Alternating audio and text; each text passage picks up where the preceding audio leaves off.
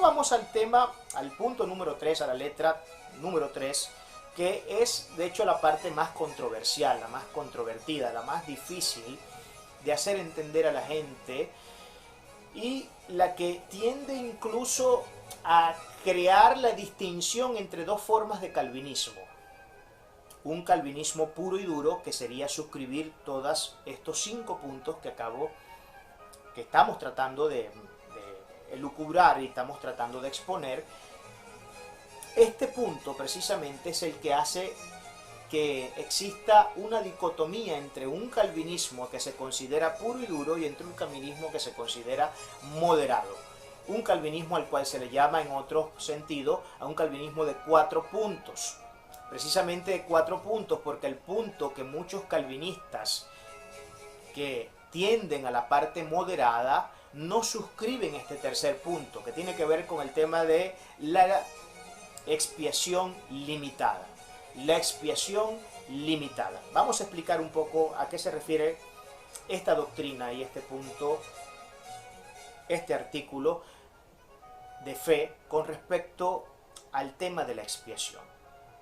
Lo primero que creo es importante mencionar, ante todo y por sobre todo, es qué es, o más bien, qué no es la elección o la expiación limitada. ¿Qué no es la expiación limitada? No significa que hay un límite en el valor y mérito de la expiación de Cristo. No significa que hayan límites en el valor o en el mérito de la expiación de Cristo. No ese es el tema. Porque entiendo que en este punto muchos amigos arminianos, muchos hermanos arminianos, no teniendo, digamos, un conocimiento profundo, correcto, efectivo de este punto en particular, entienden pues que la expiación de Cristo, y lo utilizan mucho como un argumento para de alguna manera atacar esta posición, es que tienden siempre a llevarse por una interpretación que no es lo que quiere precisar propiamente el punto. Y lo que ellos quieren decir aquí es que la expiación de Cristo, según como nosotros los que suscribimos los 5 puntos calvinistas la concebimos, tiene que ver con el hecho de que el mérito de Cristo no tuvo el suficiente poder o el suficiente valor, y por tanto no tiene suficiente poder y suficiente valor, pues por esa misma razón Dios no puede salvar a toda la humanidad, o la salvación no está destinada para toda la humanidad. Pero eso no es lo que quiere decir. Es suficiente para todos. Uno de los lemas que se utilizaban mucho dentro de la Reforma era que se decía, en respuesta a, por supuesto, los detractores de este punto, se decía que es suficiente para todos, pero efectiva para algunos. Es suficiente ciertamente los méritos y el valor de la expiación de Cristo en la cruz del Calvario, es suficiente para salvar a toda la humanidad si Él quiere salvarla a toda la humanidad. No hay ningún problema con eso. Si Cristo quiere, si la voluntad del Dios Todopoderoso es salvar absolutamente a toda la humanidad y que no haya uno solo que se pierda, por supuesto que su expiación habría sido lo suficientemente poderosa, y es lo suficientemente poderosa como para poder abordar a toda la raza humana. Pero eso no es lo que la Biblia enseña acerca de ese punto. De manera que sí es suficiente para todos, pero es efectiva para algunos. Y la pregunta acá de método que tendremos que hacernos, ¿para quién es efectiva esta expiación? ¿Para quién es quien realmente esta expiación logra ser una bendición y un privilegio y una prerrogativa para personas determinadas? ¿Para quién es que esta expiación logra ser efectiva? Bueno, para los que suscribimos los 5 puntos del calvinismo y entendemos que existe una doctrina de la predestinación, la respuesta está en el hecho de que es efectiva para quienes Dios ha predestinado ser salvos. Es simplemente eso, es efectiva para quien Dios ha predestinado ser salvos. Eso es lo que nosotros podemos ver en la mayoría de los textos bíblicos que hablan acerca del tema. Y ahorita vamos a ir a algunos textos. ¿Cuál fue la intención de Dios al enviar a Cristo al morir por los pecados? ¿Era salvar a todo el mundo o murió por los escogidos? Una pregunta por demás interesante, ¿no? Una pregunta que genera también muchas discrepancias, que genera muchas divisiones, una pregunta que genera diversidad de opiniones, diversidad de formas de pensar. Hay quienes, por supuesto, piensan y creen que Cristo murió absolutamente por toda la humanidad, basándose en el texto de Juan 3:16, por ejemplo. Es uno de los textos que tienden siempre ya de manera automática a esgrimirse como argumento para sostener esa doctrina de que Dios ciertamente murió por toda la humanidad, porque dice que de tal manera Dios amó al mundo que ha dado a su Hijo unigénito para que todo aquel que en Él crea no se pierda, mas tenga vida eterna. Y eso, bueno, parece ser que para los arminianos y todos los que suscriben en este sentido una idea particularista, universalista más bien, de la redención y de la salvación, ese es el texto por antonomasia que por lo general tiende siempre a citarse. Pero realmente murió Cristo por todo el mundo. Realmente eso es lo que la Biblia enseña. ¿Qué significaría entonces mundo en el texto de Juan 3:16? Vamos primero por parte. Porque para explicar ese punto quiero que entremos ante todo a los textos bíblicos. Pero otra cosa, antes de que vamos a los textos bíblicos, que quisiera puntualizar acá, es que es limitada en cantidad y no en su poder. La expiación es limitada en cantidad y no en su poder. No es el poder de la expiación lo que está limitado cuando nosotros hablamos de una expiación limitada. Lo que está limitado en la expiación es la cantidad de gente que logra ser salva. No que logra ser salva, quienes Dios te determina darle salvación. Vamos entonces sí a entrar en algunos textos para que podamos tener un poco más claro este punto. Efesios 1 del 4 al 5 declara lo siguiente: según nos escogió Él antes de la fundación del mundo, para que fuésemos santos y sin manchas delante de Él. Hay quienes acá dicen, bueno, sí, hay una predestinación, pero esa predestinación es para que sean santos. No está hablando para la salvación. Eso es lo que por lo general dice mucha gente, ¿no? Tratando de atacar acá esta posición teológica del calvinismo. Y dice: en amor habiéndonos predestinados para ser adoptados. Parece que esta segunda parte del texto es la que normalmente ellos, se les tiende a olvidar, sufren una especie de amnesia con esta segunda parte del texto, donde dice también que la predestinación fue para adoptar a los hijos suyos por medio de Jesucristo según el puro afecto de su voluntad. ¿Según el puro afecto de qué? De su voluntad. Los predestinó no solamente para ser santos, dice también, en amor habiéndonos predestinados para ser adoptados hijos suyos por medio de Jesucristo según el puro afecto de su voluntad. El puro afecto de su voluntad.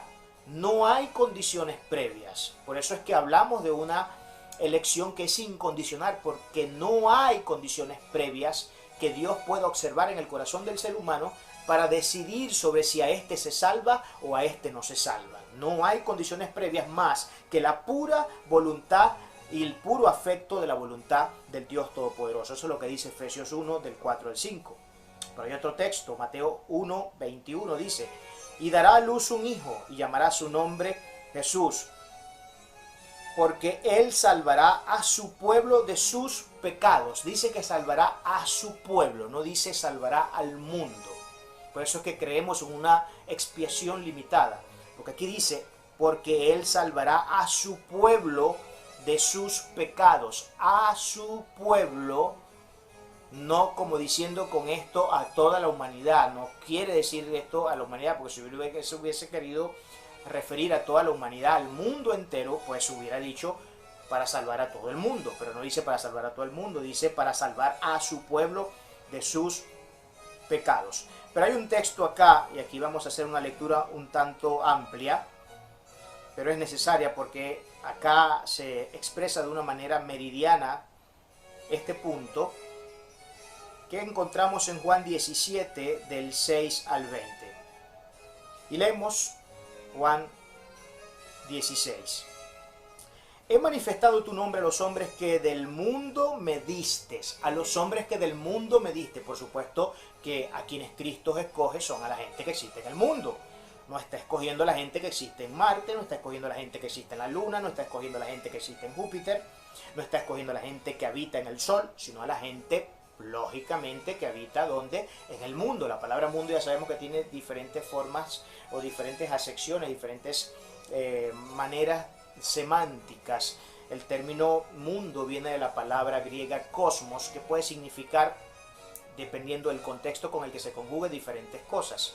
Puede significar mundo en el sentido del sistema moral corrupto, caído, de la gracia de Dios. Mundo puede significar también la población, la gente que habita en esta tierra. Mundo puede estarse refiriendo, incluso la palabra cosmos allí puede estarse refiriendo al universo mismo, porque de hecho la palabra cosmos significa un arreglo ordenado de todas las cosas que Dios creó de manera sistemática y que tienen una sistematicidad racional en la manera en cómo se comportan los diferentes fenómenos que existen dentro del universo creado por el Dios Todopoderoso.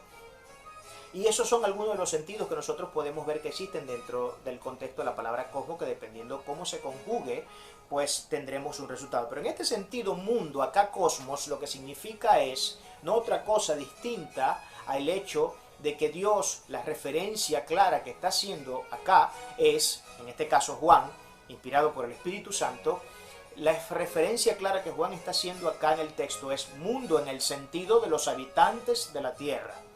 Pero dice, he manifestado tu nombre a los hombres que del mundo me distes. Por supuesto, todos los hombres a quienes Dios ha escogido los sacó del mundo, de toda lengua, raza y nación. Y ese es el contexto que aplica de hecho para Juan 3:16, cuando Juan 3:16 dice que Dios amó al mundo de tal manera para que todo que Él crea no se pierda y tenga vida eterna. Lo que está diciendo es, en el contexto, lo que está diciendo no es que todo el mundo, no es que Él murió para que todo el mundo tuviera la capacidad o la posibilidad de ser salvo, sino que de entre todo el mundo, sin excepción de ninguna nación, pueblo, raza o cultura, Dios toma remanentes para salvar, para entregarle su gracia, para entregarle su misericordia, para entregarle esa fe salvífica, para regenerarnos y cumplir con todo el proceso del Ordo Salutis que nosotros vemos que expresa Juan, más bien Pablo, en el capítulo 8 de los Romanos. Pero siguiendo acá, tuyos eran y me los diste y han guardado tu palabra. Ahora han conocido que todas las cosas que me has dado proceden de ti, porque la palabra que me diste les he dado y ellos las recibieron. Y han conocido verdaderamente que salí de ti y han creído que tú me enviaste. Y ruego por ellos, miren lo que dice, versículo 9, yo ruego por ellos, no ruego por el mundo, sino por los que me diste. Hermano, yo creo que no hay una manera más clara de evidenciar la realidad de que ciertamente existe una expiación que es limitada, y que por tanto existe una expiación que es limitada. También podemos ver la lógica que subyace detrás de todo este tema soteriológico para poder afirmar también el segundo punto, donde ciertamente Dios elige de manera incondicional y nunca de manera condicional. No ruego por el mundo, sino por los que me distes, porque tuyos son y todo lo mío es tuyo, y lo tuyo mío, y he sido glorificado en ellos, y ya no estoy yo en el mundo, mas estos están en el mundo. Y yo voy a ti, Padre Santo, a los que me has dado, guárdalos en tu nombre, para que sean uno, así como nosotros. Dice, versículo 12 después, cuando estaba con ellos en el mundo, yo los guardaba en tu nombre. Y los que me diste, yo los guardé, y ninguno de ellos se perdió, sino el hijo de perdición, para que la escritura se cumpliese. Yo les he dado tu palabra, y el mundo los aborreció, porque no son del mundo, como tampoco yo soy del mundo. No ruego que los quites del mundo, sino que los guardes del mal. No son del mundo, como tampoco yo soy del mundo. Santifícalos en tu verdad, tu palabra es verdad. Como tú me enviaste al mundo, así yo los he enviado al mundo. Y por ellos yo me santifico a mí mismo, para que también ellos sean santificados en la verdad. Mas no ruego solamente por estos. Y aquí donde quiero hacer un especial énfasis, porque si usted ve todo el contexto que hemos estado observando dentro de toda esta lectura, dentro de todo el pasaje, yo sé que el contexto directo, el contexto inmediato, cuando él dice de que ninguno de los que me diste se perdió, sino que a todos los guardé, salvo el caso de Judas, quien era hijo de perdición desde el principio. Algunos acá pudieran objetar, por supuesto, pero es que aquí Cristo se está refiriendo a los 12 discípulos, no se está refiriendo a la humanidad. Entonces, este texto, su contexto inmediato, dice que la referencia a la que Cristo está apelando acá es a la de sus 12 escogidos inicialmente, y no está hablando de toda la humanidad. Pero mire lo que dice el último verso, el último versículo, el 20. Mas no ruego solamente por estos, no solamente por estos, no solamente por los 12, sino también por los que han de creer en mi palabra, por la palabra de ellos. ¿Por la palabra de quiénes ellos? De los discípulos, de los apóstoles.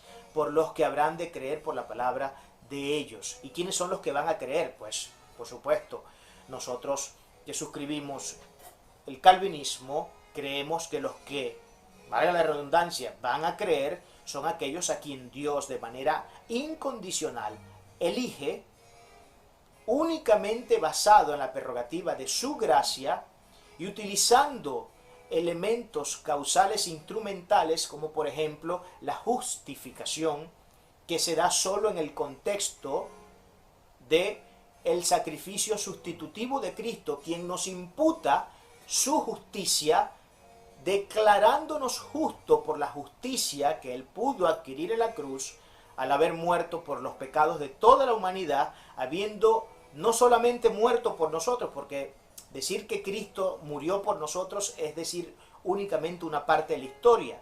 Cristo no solamente murió por nosotros, que este sería un caso de hablar de la obediencia pasiva de Cristo. Cristo también tuvo una obediencia activa, que fue que Él también vivió por nosotros, cumpliendo perfectamente todos y cada uno de los mandamientos que estaban consagrados dentro de la Torá, a los cuales no faltó ni una sola vez a ninguno de esos mandamientos. Ni al más pequeño de estos mandamientos Cristo faltó en su obediencia activa y en su obediencia pasiva, que fue la cruz, la muerte, el vituperio, el sufrimiento y todo lo que Cristo tuvo que afrontar como crisis que eran propias del ministerio que tenía que llevar a cabo y que tenía que realizar y que tenía que consumar en la cruz. Toda esa obediencia pasiva, también por supuesto incluyendo referenciando principalmente el tema de la muerte y la resurrección, es lo que hace que se nos pueda imputar la justicia de Cristo, una justicia que es foránea, una justicia que es extra nos, no es nuestra, no es una justicia nuestra. No es como el catolicismo romano enseña, que uno tiene que ser justo por medio de las obras, por medio de la bondad que uno y de la caridad que uno expresa hacia la gente que nos rodea. De esa manera nosotros nos vamos justificando. No, el tema de la justificación no es un tema donde nosotros los seres humanos tengamos ningún tipo de inherencia. No hay ningún tipo de responsabilidad en nosotros con el tema de la justificación. Nosotros hemos sido justificados por Cristo al él haber sido justificado por el Padre, puesto que murió por todos los pecados, pero no murió solamente por los pecados, puesto que él pudo cumplir a la perfección toda la ley, toda la Torá, y murió además por los pecados de cada uno de nosotros. Esa justicia que él alcanza, que sí es suya, que en él no funciona de manera foránea, sino que funciona de manera intranos, funciona de manera inherente a la constitución ontológica, espiritual y moral de nuestro Señor Jesucristo. Esa justicia ganada por él, sí por sus méritos, sí por lo que hizo, sí por sus obras, sí por su perfecta obediencia, no es lo mismo que la justicia que nosotros recibimos de manera gratuita por nuestro Señor al ser declarado justo, porque su justicia es imputada, es transferida a nosotros. La justicia de Cristo es transferida a nosotros. Hay una doble imputación, una doble imputación de la justicia, la imputación que se hace a la justicia de Cristo, la que Él alcanza a través de su mérito propio, y luego la imputación de la justicia donde Él nos declara justos, no por obra que nosotros hayamos hecho, no por caridad que nosotros hayamos hecho, no por buenos que hayamos hecho, porque de hecho no somos buenos ninguno de nosotros, miserables seres somos, simplemente eso, sino porque su justicia, que es para nosotros foránea, pero que es inherente a la constitución propia de la moral, de la espiritualidad y del ser mismo de Cristo Jesús, es quien nos ha otorgado el beneficio de esa bendición tan grande como la justificación.